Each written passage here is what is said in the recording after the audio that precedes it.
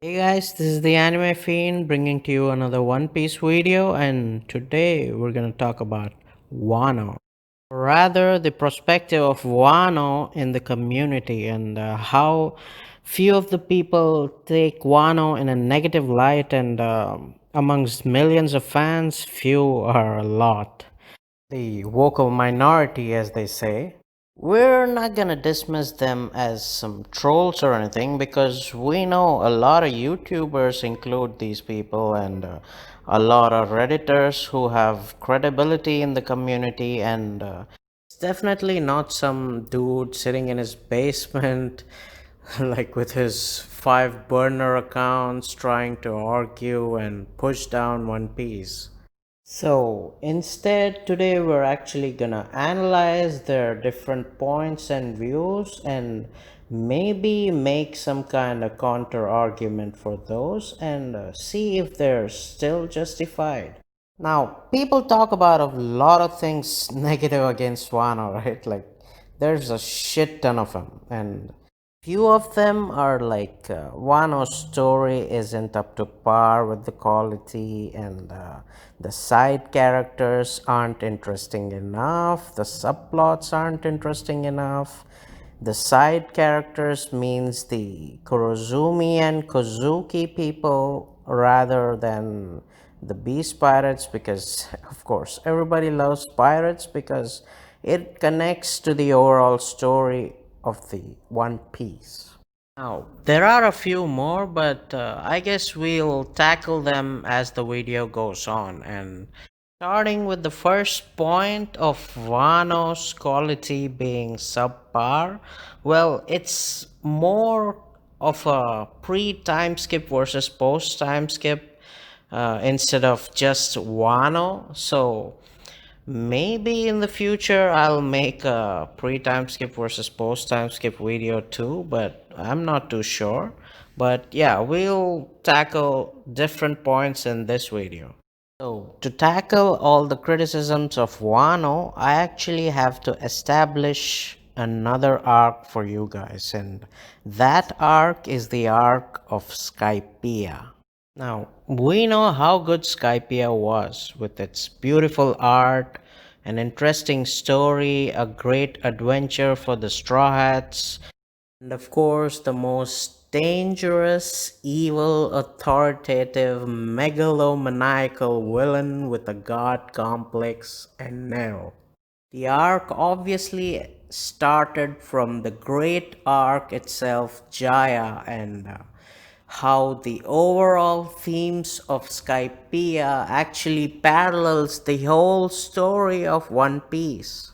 I mean, Nolan being the definite parallel of Roger, the overall story of Skypiea being connected in some way to the Void Century, just like the overall story of One Piece. God ruling the citizens of Skypiea in terror, just like the celestial dragons in the overall story of One Piece. And of course, another analogy of Kalgara and his people representing the pirates of One Piece. The only thing in Skypiea compared to the overall story of One Piece that is not similar but rather the actual same thing is the Straw Hats. Of course, we all acknowledge this and rate Skypiea a really good arc and compare it with the great arcs of One Piece.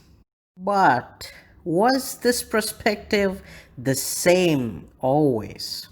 Now, if you say, yeah, man, I always thought Skypiea was one of the best, and if you actually say that, then either you're amongst the minority or you're lying.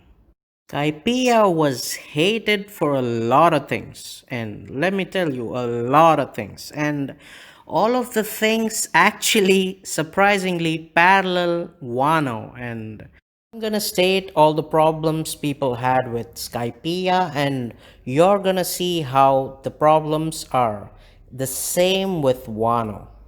And how in the future these problems are gonna be superficial and overlooked because In the overall scheme of things, people would seem to understand why this arc was necessary and how it still has the potential of being really good, just like Skypiea. Now, why did people have problems with Skypiea? Well, let me tell you. Skypiea was the first major arc which has very little to do with the Straw Hats themselves. Major theme of Skypiea was completely different from whatever we saw until then. The inner conflict of the island, the problems that islanders faced, was more important compared to all the other arcs we've seen until now.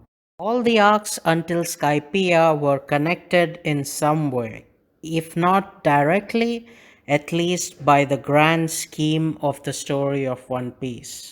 Skypiea gave more importance to the present adventure rather than what's gonna come next. So, for the first time, it felt like Straw Hats were in a story rather than it being a Straw Hats story. Even the villain of this arc was completely different from whatever we saw until now. He was neither a pirate nor a marine. So he was completely disconnected to the grand story of One Piece and rather was just for the purposes of this arc. So, people felt Skypiea wasn't on par with the other great arcs of One Piece, and that's why people didn't like it for a long time until they realized, well, they're just wrong. Now, what does all this have to do with Wano? Just like Skypiea, Wano is isolated, and until now, what story did we read and what people did we meet? Well, it's only the island centric people. It's not connected to the grand scheme of things, it's only about Kurozumi and Kozuki. We haven't seen anything or very little about the Beast Pirates, and let's be honest, we care a lot about Beast Pirates, but not about either Kurozumi or Kozuki. Now, for the second time in the story, this arc has given more importance to the island centric themes than the grand scale of things or even the Straw Hats. Now, people say they don't like Odin or even the Scabbards. Well, okay, let me give you a few examples of a good fan favorite side character that is only confined to a particular island. Alright. Rika from Shellstown, with the girl which Zoro's. Wait, she's not a good character. Alright, wait. The mayor of Orange Town, well, not him either. We'll go to a better arc. Wait. Okay. Arlong Park. Enzo from Kokoyashi Village. He's not a great character either, so, well, just leave East Blue. We'll go to Grand Line because even Smoker, he wasn't a side character. He was kind of like the main antagonist of the arc, and, well, he's not island centric either. He keeps coming, so, okay, let's go to Grand Line. Reverse Mountain doesn't count because both Laboon and Crocus are important down the line. Whiskey Peak, I don't remember anybody there. Okay.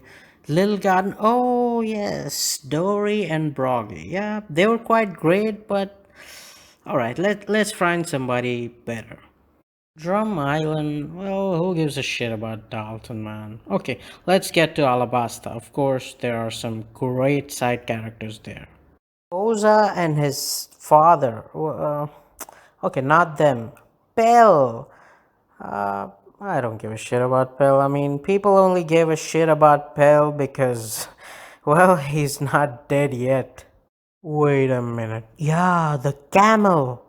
I think Eyelashes was its name. Well, yeah, that was a great character. Then Vivi, well, Vivi was basically a straw. Well, she is basically a straw hat, so I guess she doesn't count. Well, I haven't found any great characters. Well, okay, let's go to Water 7 and its lobby.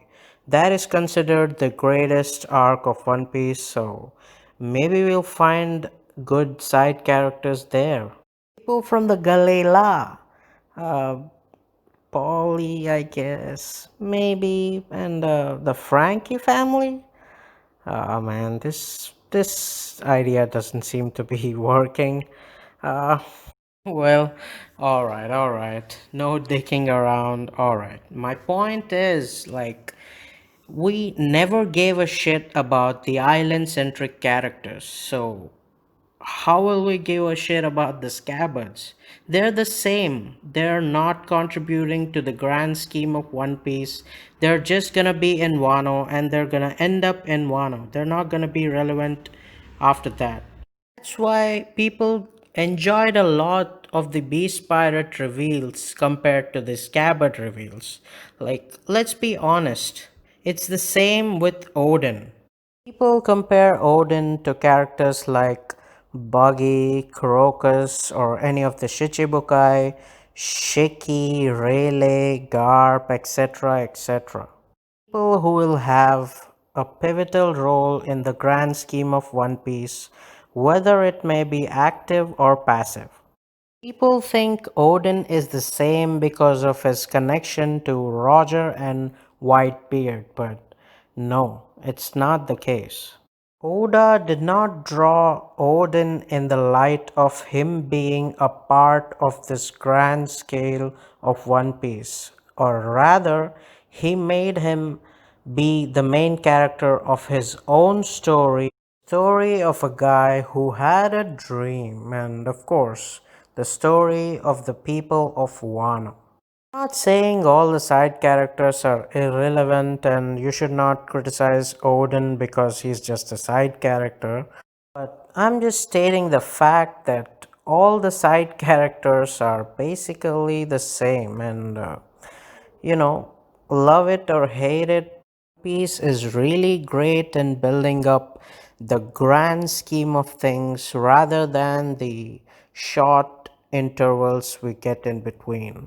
And even the fans are seasoned to this thing. Like, they know the most relevant characters are the characters that are attached to the grand scheme of things. So, whenever you see a beast pirate, everyone's excited. Everyone's excited about Yamato, about the Flying Six, Kaido, the Calamities, but most of the people don't give a shit about the Oniwa Banshu and Orochi. All I'm saying is just wait in patience, and One Piece is not declining. This is not a new thing. It keeps happening again and again. So just wait for the Beast Pirates to come in, and let me tell you, that would be amazing. The future, the people who are hating on Wano are just gonna say, oh man, how good Wano was. It had many symbolisms about One Piece and the grand scheme of things. It had many hints and stuff, and we love Odin, man. His flashback was so good. You know, man, the same shit again and again. So just sit back and relax. Drink a beer or a soda or juice, man. Whatever you like, right? And eat some good barbecue and everything, and you just enjoy your life and watch One Piece and have some faith in Oda, or let's say Goda. Well, that's all I have to say for today. And man, I was planning for this a long ago. Like, I planned this stuff even before I made a One Piece channel. I mean, an anime channel, but yeah, finally got it out of my system and I feel good. So, if you think the video is good too, so then like, share, subscribe. I'll really appreciate that. And well, until next time, peace.